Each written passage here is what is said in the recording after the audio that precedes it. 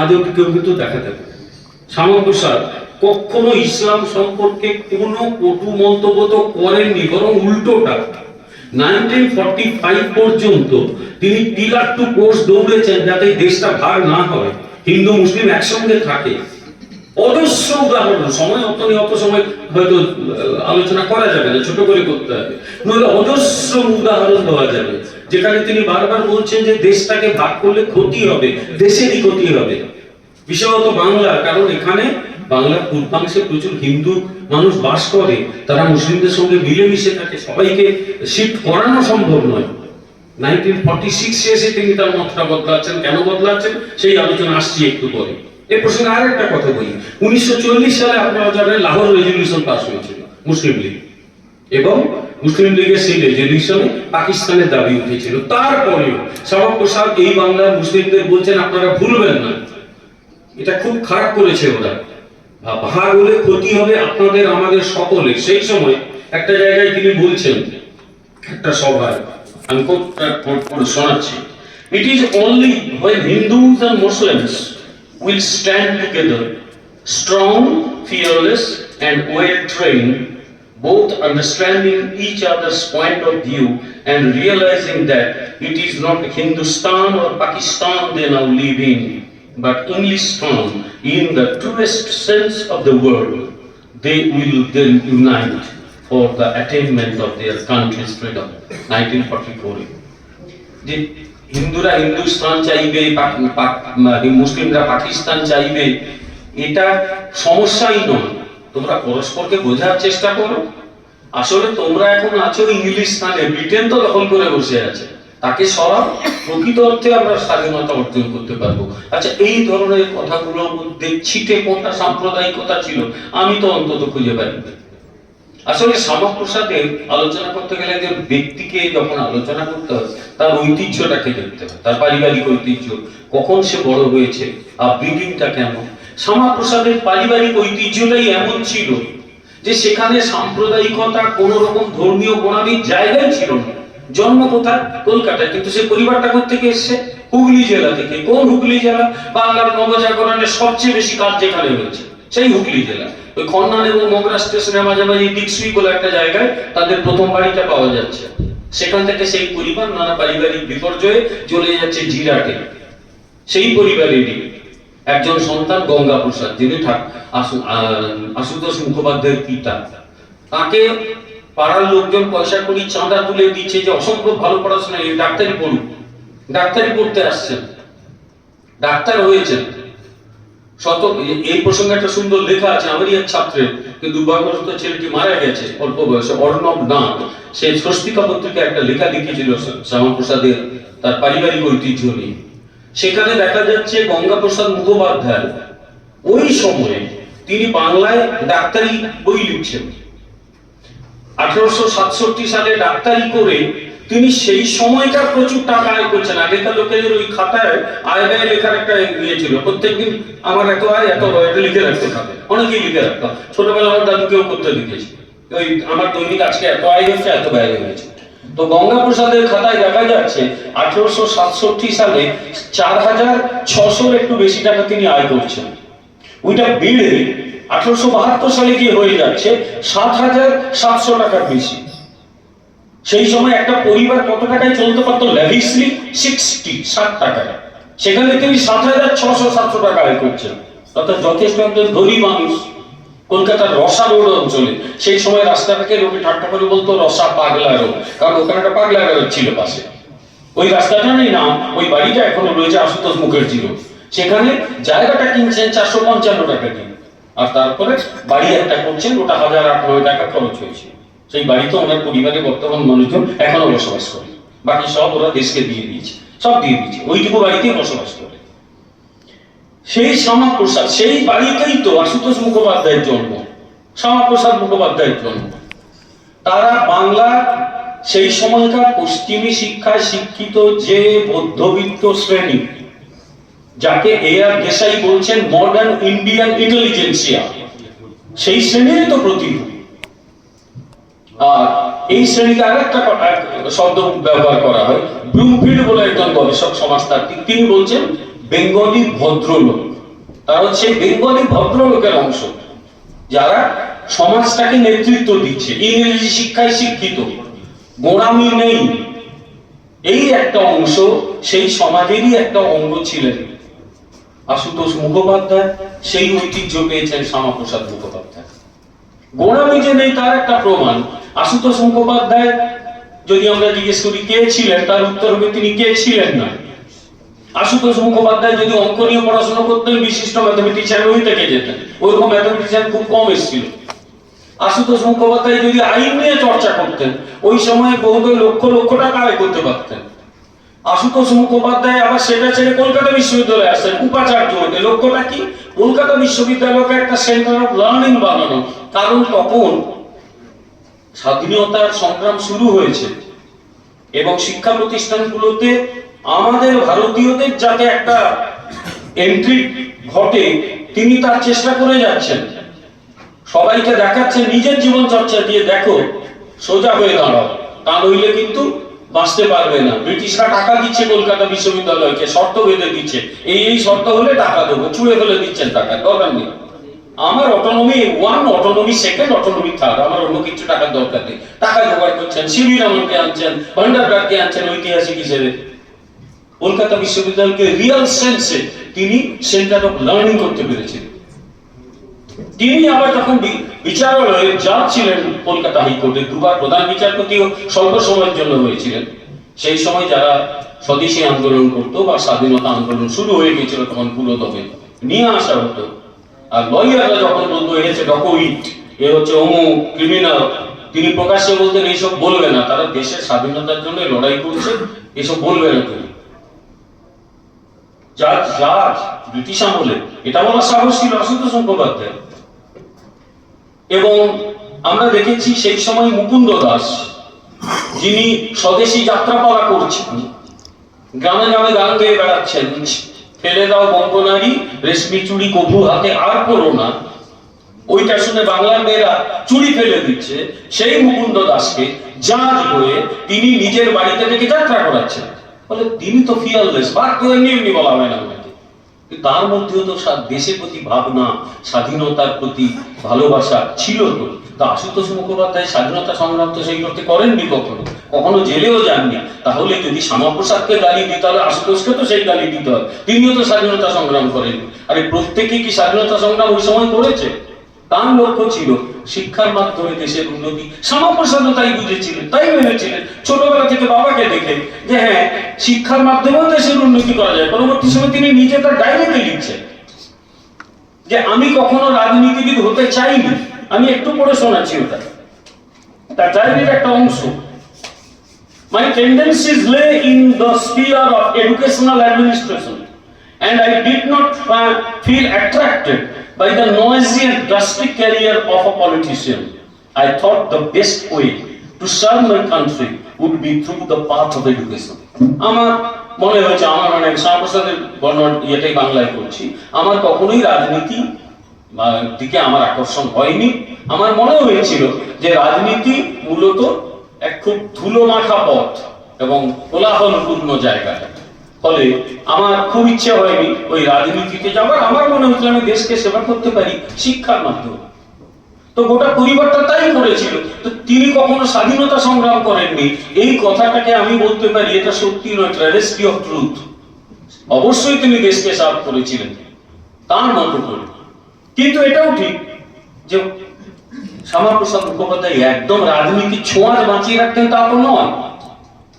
পূজ্যপাদ স্বামীজি বলে গেছেন 1929 থেকে 1936 তিনি বেঙ্গল লেজিসলেটিভ কাউন্সিলের সদস্য হয়েছেন। কলকাতা বিশ্ববিদ্যালয়ের সঙ্গে সরকারের যাতে একটা লিয়াজও রাখা যায় ওই জায়গায় তার মতামত জানাচ্ছেন। 1929 নির্বাচিত হয়েছিলেন কংগ্রেসের টিকিটে, 1930 কংগ্রেস ছেড়ে দিল, তিনি পদত্যাগ করলেন, আবার নতুন করে নির্দল হয়ে নির্বাচিত হলেন কলকাতা বিশ্ববিদ্যালয় কেন্দ্র থেকে। ওই সময়ে সেখানে তিনি যে বক্তৃতাগুলো দিয়েছিলেন, একজন রিসার্চের বই একটা উল্লেখ করছি, নবকুমার আদব, ওটা পিএইচডি থিসিস করেছিল শ্যামাপ্রসাদের উপর, Shyamaprasad his life and politics, বোধহয় এরকম বইটার নাম। সেখানেও ডিটেল বিভিন্ন জায়গায় শ্যামাপ্রসাদ সেই লেজিসলেটিভ কাউন্সিলে কি কি বক্তৃতা দিয়েছেন সেগুলো উল্লেখ করে দিয়েছে। যেরকম যে স্বাধীনতা সংগ্রামীদের জেলে খুব ইল ট্রিটমেন্ট হতো, শ্যামাপ্রসাদ কাউন্সিলে সেটা প্রতিবাদ করছেন যে তাদের প্রতি এত খারাপ ট্রিটমেন্ট কেন। একবার বলছেন যে তাদের ঠিকঠাক পোশাক দেওয়া হচ্ছে না, বিছানা দেওয়া হচ্ছে না, মশারি দেওয়া হচ্ছে না, তারা কষ্ট পাচ্ছে, তাদের প্রতি ক্রিমিনাল ট্রিটমেন্ট হচ্ছে কেন। এরকম বহু ঘটনা আছে, শ্যামাপ্রসাদ সেগুলো উল্লেখ করেছেন। ফলে 29 থেকে 1936 শ্যামাপ্রসাদ মুখোপাধ্যায় ছিলেন মূলত একাডেমিক ওয়ার্ল্ডে, কিন্তু রাজনীতির সঙ্গে যোগাযোগটা তিনি রেখেছিলেন। কিন্তু 1936 থেকে তিনি তার ভাবনাটা বদলালেন। কেন বদলালেন? 1937 এর একটা ঘটনা। 1937 কি হয়েছিল? 1935 a government of India act, যেটা 1919 এর ভারত শাসন আইনেরই একটা অন্য রূপ। 1919 এ একটা ডায়ার্কি সিস্টেম চালু করা হলো, ইতিহাসের ছাত্রছাত্রীরা সকলে জানে, বা আমরা এটা ইয়েতেই 9-10-এও পড়েছি, যে কিছু ক্ষমতা প্রাদেশিক সরকারের হাতে দেওয়া হয়েছিল। কংগ্রেস তাতে একদম খুশি হচ্ছিল না, তাই 1935 এর অ্যাক্টে কিছুটা কংগ্রেস এবং লীগকে খুশি করার জন্য প্রাদেশিক আইনসভাগুলোতে বেশ কিছু ক্ষমতা তুলে দেওয়া হলো এবং নির্বাচন হলো। সেই নির্বাচন কিন্তু সবাইকে চমকে দিয়েছিল। নির্বাচনটাকে ফল কি হয়েছিল? ফল হয়েছিল ওই নির্বাচনে মুসলিম লীগ বিপুল জয় বা বিপুল ভোট এবং সমর্থন পেয়েছিল। জয় পায়নি, কিন্তু ওই ভোট দেখে সবাই চমকে গিয়েছিল যে মুসলিম লীগ ব্রিটিশের প্রত্যক্ষ মদতে 1906 সালে প্রতিষ্ঠিত হলো। ব্রিটিশরা ওটা করেছিল, তার কারণ ছিল হিন্দু মধ্যবিত্তের যে উদ্ভব ঘটেছিল, দে বিকেম সোশ্যাল লিডার্স। তারা ব্রিটিশদের বিরুদ্ধে জনমত তৈরি করছে, সোশ্যাল লিডার হচ্ছে, তাদের কোমরটা ভেঙে দিতে হবে। তার জন্য প্রথম ধাক্কা ছিল বঙ্গভঙ্গ 1905। তারা বুঝতে পারেনি যে বঙ্গভঙ্গের বিরুদ্ধে এই লেভেলে প্রতিবাদ হবে, স্বয়ং রবীন্দ্রনাথ রাস্তায় নেমে পড়বে, তাহলে গোটা বাংলা উত্তাল হয়ে গেল। তার সঙ্গে আরেকটা ভাবনা এলো, স্বদেশী আন্দোলন। কারণ এই শ্রেণী এবারে চাইছে দেশটা অর্থনৈতিকভাবে স্বাবলম্বী হোক। ব্রিটিশরা আমাকে মেরে দিয়েছে অর্থনীতিতে, সুতরাং অর্থনৈতিকভাবে ব্রিটিশকে মারতে হবে, তার জন্য আমাদের ব্যবসা বাণিজ্য করতে হবে, আমাদের শিল্পপতি হতে হবে। যার জন্য 1905 সালে বঙ্গভঙ্গ বিরোধী আন্দোলনের সঙ্গে জুড়ে গেল স্বদেশী আন্দোলন। বিদেশি পণ্য দ্রব্য পুড়িয়ে দাও, রবীন্দ্রনাথ একদম পছন্দ করে নিজে না, পড়ানোটা ঠিক নয়, নিজে আগে নিজের মতো তৈরি করো। তিনি একাধিক উপন্যাস লিখেছেন, সে নিয়ে সিনেমাও হয়েছে, সেটা অন্য আলোচ্য বিষয়। কিন্তু একটা অংশ মনে করেছে যে ব্রিটিশদের পণ্য বন্ধ করতে হবে, নেবো না। আস্তে আস্তে মানে দেশীয় পুঁজি, ইন্ডিজেনাস ক্যাপিটাল তৈরি হচ্ছে ওই সময়। ব্রিটিশরা দেখলো যে এখানে রাজধানী রাখাটা একদম নিরাপদ নয়। 1911 সালে বঙ্গভঙ্গ রদ করবো, রাজধানীটা তুলে নিয়ে চলে গেল। এটা একটা ধাক্কা দিয়েছিল। 1906 সালে আরেকটা ধাক্কা দিয়েছিল, সেটা হচ্ছে মুসলিম লীগ তৈরি করতে একদম উস্কানি দিয়ে মুসলিম লীগটা তৈরি করে গেল ব্রিটিশরা। এখন দেখুন, ওই সময় থেকে না কংগ্রেস রাজনীতি আর মুসলিম লীগ রাজনীতির মধ্যে একটা অদ্ভুত পার্থক্য আমরা পাচ্ছি। মুসলিম লীগ ওয়াজ বেসিক্যালি মিলিটেন্ট অর্গানাইজেশন। তারা তাদের লক্ষ্য অর্জন করতে দেবে এনি এক্সটেন্ট, যে কোনো এক্সটেন্টে চলে যেতে পারে, মারপিট করতে পারে, ভাঙচুর করতে পারে, খুন করতে পারে, যা খুশি করতে পারে। আর কংগ্রেসের ভাবনা কি? অহিংস সত্যাগ্রহ আন্দোলন। কংগ্রেস মারামারি করে না। ফলে এক শ্রেণীর মানুষের কাছে, মুসলিমদের মধ্যে কিন্তু প্রবল জনপ্রিয় হচ্ছে মুসলিম লীগ, জারি বহিঃপ্রকাশ 1937-এর নির্বাচন। তো ওই সময় যেটা দরকার ছিল, শ্যামাপ্রসাদের ডায়েরি পড়বেন, তিনি চমৎকার লিখছেন। শ্যামাপ্রসাদকে বুঝতে গেলে তার ডায়েরিটা পড়তে হবে, অসাধারণ সব লেখা আছে। তিনি বলছেন যে মুসলিম লীগ এই যে ভোট পেয়েছে, এত সমর্থন পেয়েছে, এটা আমাদের পক্ষে বিপজ্জনক। একে বাড়তে দিলে আগামী দিনে বাংলার রাজনীতিকে ওরা কিন্তু বদলে দেবে, একদম শেষ করে দেবে। তাই আমাদের যেটা দরকার, মুসলিম লীগকে ক্ষমতা থেকে দূরে রাখা। একবার প্রশাসনে ঢুকে পড়লে তাকে আর নিয়ন্ত্রণে রাখা যাবে না। তাই তার পরামর্শ ছিল কংগ্রেস এবং আরেকটি রাজনৈতিক দল, কারণ কংগ্রেস কম মানে হিন্দুদের আসনে কংগ্রেস ভালো ভোট পেয়েছে। এই প্রসঙ্গে বলে রাখি, যারা হয়তো নাও জেনে থাকতে পারেন, যে তখন কিন্তু আমাদের মতো এইরকম ভৌগোলিক প্রতিনিধিত্ব এইভাবে ছিল না। হিন্দু আসনে হিন্দুরা লড়তে পারতো, মুসলিমদের জন্য সংরক্ষিত আসনে মুসলিমরা লড়তে পারতো। মুসলিম আসনেই মুসলিম লীগ খুব ভালো ফল করেছিল। কিন্তু আরেকটি রাজনৈতিক দলের উদ্ভব ঘটেছিল, তারা কিন্তু অনেক জায়গা মুসলিম লীগকে ঠেকিয়ে দিয়েছিল। তার নাম কৃষক প্রজা পার্টি, যে দলের নেতার নাম ছিল একে ফজলুল হক। কে একে ফজলুল হক? সে আবার আশুতোষ মুখোপাধ্যায়ের উকিল হিসেবে জুনিয়র। আশুতোষ মুখোপাধ্যায়ের বাড়িতে তার মতো অনেক মুসলিম উকিল গিয়ে আশুতোষের কাছ থেকে আইন ব্যবসা শিখত। এবং এই ফজলুল হক তিনি আবার যখন ওকালতি শিখতে যেতেন, শ্যামাপ্রসাদ তখন 2-3-4 বছরের বাচ্চা ছেলে, তাকে ঘাড়ে পিঠে করে তিনি গোটা ভবানীপুর ঘোরাতেন। এটা তার ডায়েরিতেই রয়েছে শ্যামাপ্রসাদ। ফলে ফজলুল হককে শ্যামাপ্রসাদ অনেকদিন ধরে চিনতেন, তারা ওই পরিবারকে চিনত। এবং একবার 1941-42 সালে যখন ফজলুল হকের সঙ্গে শ্যামাপ্রসাদের একটা একসঙ্গে সরকার হয়েছিল, যাকে বলা হয় শ্যামা হক মন্ত্রিসভা, সেখানে ফজলুল হকের একজন ঘনিষ্ঠ সহযোগী বলেছিলেন যে হক সাহেব, আপনি শ্যামাপ্রসাদের সঙ্গে সরকার করলেন। বলে কেন, কি হয়েছে? ওই পূর্ববঙ্গীয় ভাষায় বলে, বলতে পারি না ভাষাটা। বলে কি হয়েছে? না, ও তো সাম্প্রদায়িক, ও মুসলিমদের গালি দেয়। বলে শোন, ও হচ্ছে আশুতোষের বেটা, আশুবাবুর বেটা সাম্প্রদায়িক হয়, আমাকে মানতে হবে। ওর বাবার কাছে আমি আইন শিখেছি। ফলে তাদের একটা পারিবারিক সম্পর্ক ছিল। শ্যামাপ্রসাদ বলছেন কংগ্রেসের উচিত ফজলুল হকের সঙ্গে একটা মোর্চা সরকার করুক, একে দূরে রাখুক, মুসলিম লীগকে, ওকে ক্ষমতায় ঢুকতে দেওয়া যাবে না, ঢুকলে শেষ করে দেবে। কংগ্রেস সেটা করে। হলো কি, শ্যামাপ্রসাদ ডায়েরিতে লিখছেন ফজলুল হক ইজ ডাইং ফর পাওয়ার, ওকে মুসলিম লীগ নিয়ে নেবে। ঠিক তাই ঘটল, ফজলুল হককে একদম নিয়ে নিল মুসলিম লীগ, তাকেই প্রিমিয়ার বানিয়ে ফেললো। তখন তো চিফ মিনিস্টার বলা হতো না, প্রধানমন্ত্রী বলা হতো রাজ্যে, প্রিমিয়ার। মুসলিম লীগ গোটা ক্ষমতা দখল করলো এবং তারপরে শুরু হলো নতুন নতুন আইন, যে আইনগুলো বাংলার হিন্দু সম্প্রদায়ের সব বিরুদ্ধে। নিয়োগ হচ্ছে, হিন্দুরা কোনো নিয়োগ হচ্ছে না, মিউনিসিপ্যালিটি নিজের কবজায় নিয়ে এসছে। এবং সবচেয়ে বিপদ যেটা ঘটেছিল সেটা হচ্ছে যে কলকাতা বিশ্ববিদ্যালয়ের হাত থেকে মাধ্যমিক পরীক্ষাটা নিয়ে, মাধ্যমিক সিস্টেমটাকে নিয়ে চলে এলো। তখন কলকাতা বিশ্ববিদ্যালয় ওটা দেখতো। শ্যামাপ্রসাদ দেখলেন যে আরেক বিপদ হচ্ছে, সেনাবাহিনী মানে পুলিশ বাহিনী চরিত্র বদলাচ্ছে, নিজের লোককে ঢোকাচ্ছে পুলিশ।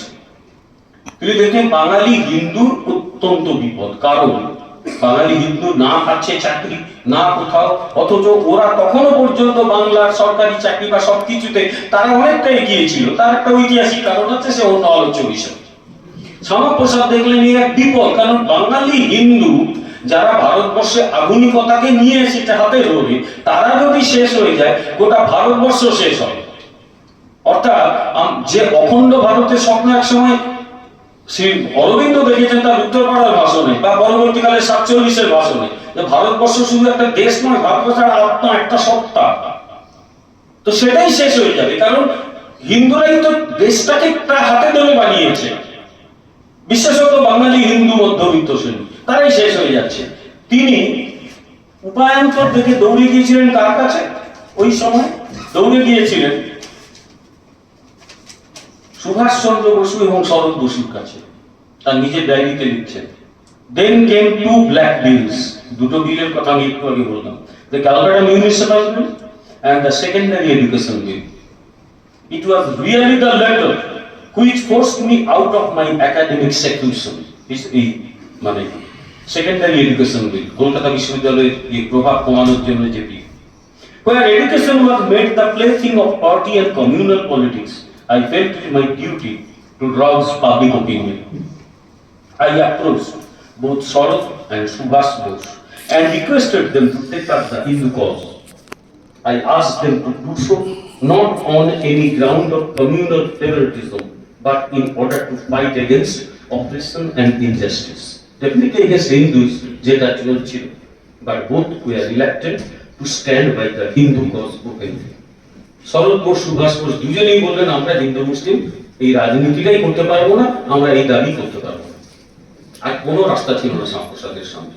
কি জয়েন হিন্দু মহাসভা। সেই সময় সাভারকারের নেতৃত্বে হিন্দু মহাসভা, তারা ভারতবর্ষে শক্তি অর্জন করছে। কলকাতায় আসার পরে শ্যামাপ্রসাদের সঙ্গে সাভারকারের আলোচনা হয়েছে। সাভারকারের ভাবনা চিন্তার দ্বারা প্রভাবিত হচ্ছেন শ্যামাপ্রসাদ। ভারত সেবাশ্রম সঙ্গে স্বামী প্রণবানন্দ তিনি বলছেন, অনুরোধ করছেন যে তুমি জয়েন করো, তা নইলে হিন্দুকে বাঁচানো যাবে না। এই সব কিছুর পর 1939-এ তিনি কিন্তু হিন্দু মহাসভায় যোগ দিয়েছেন। কিন্তু হিন্দু মহাসভা বা তার প্রেসিডেন্ট 1946 পর্যন্ত ছিলেন শ্যামাপ্রসাদ, কোথাও তার অধিবেশনে মুসলিম ধর্ম সম্পর্কে একটা খারাপ কথা বলা হয়নি, বরং ঐক্যবদ্ধ ভারতের কথা বারবার কিন্তু ওখানেও বলে আসা হয়েছে। ফলে এইটাই ছিল শ্যামাপ্রসাদ। তিনি কিন্তু একজন বাস্তববাদী রাজনীতিবিদ। তিনি বুঝেছিলেন যে 1937-এ কংগ্রেস ভুল করেছে, তার প্রধান লক্ষ্য ছিল মুসলিম লীগ একটা ভয়ঙ্কর দল, তাকে ক্ষমতার বৃত্তের বাইরে রাখে। যে মন্ত্রিসভা নিয়ে খুব সমালোচনা হয় 1941-42 শ্যামা হক মন্ত্রিসভা, তারও একটা ব্যাকগ্রাউন্ড আছে। শ্যামাপ্রসাদ মুখোপাধ্যায় ফজলুল হকের সঙ্গে মন্ত্রিসভা গঠন করেছিলেন। কোন ফজলুল হক? ফজলুল হক একটু অস্থির মস্তিষ্ক ব্যক্তি ছিলেন। উনি একটা জায়গায় ঠিক হয়ে থাকতে পারতেন না, একটু প্রলোভ হলে চলে যেত। 1937 তাকে মুসলিম লীগ কবজা করে নেওয়ার পর প্রায় নিজের মধ্যেই ঢুকিয়ে নিয়েছিল। তাকে দিয়ে 1940 সালে পাকিস্তান প্রস্তাব করিয়েছিল জিন্নাহ।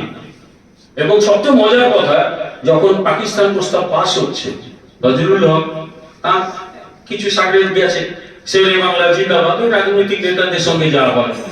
তাদের একজনকে পরে জিন্নাহ ডেকে বলছেন, শোনো হে, তোমাদের ওই বাঘ না আমার খাঁচায় করা আছে, ওকে ক্ষমতায় দিয়ে খাঁচায় করলে কিচ্ছু করতে পারবে না। কিন্তু তিনিও ভুল করেছিলেন, কারণ 1941 ফজলুল হক আবার দিল্লি চলে গেলেন। নানা কারণ আছে, সে দীর্ঘ আলোচনা, এখানে সময় চলে যাবে বললেন। বেরিয়ে তখন এলেন শ্যামাপ্রসাদ, দেখলেন আরেকটা সুযোগ আছে, যদি মুসলিম লীগকে দূরে সরানো যায়। তিনি ফজলুল হকের সঙ্গে কথা বলে বেশ কিছু সমর্থন নিয়ে প্রোগ্রেসিভ অ্যালায়েন্স বানানোর চেষ্টা করলেন। নিজে অর্থমন্ত্রী হয়েছিলেন পরের দিকে, আর ফজলুল হক তখন সরকারের দায়িত্ব নিয়েছিলেন। 42-তে সরকারটা আবার পড়ে গেল, কারণ মুসলিম লীগের সরকারটা টিকতেই দিল। তখন মুসলিম লীগের নতুন নেতা হয়েছেন সুরাবর্তী, গোটা বাংলা জুড়ে কাফেলা যাত্রা করছেন, প্রচন্ড গোলমাল হচ্ছে, আর ব্রিটিশরা এই সরকারের বিরুদ্ধে যত পারছে কাজ করে যাচ্ছে।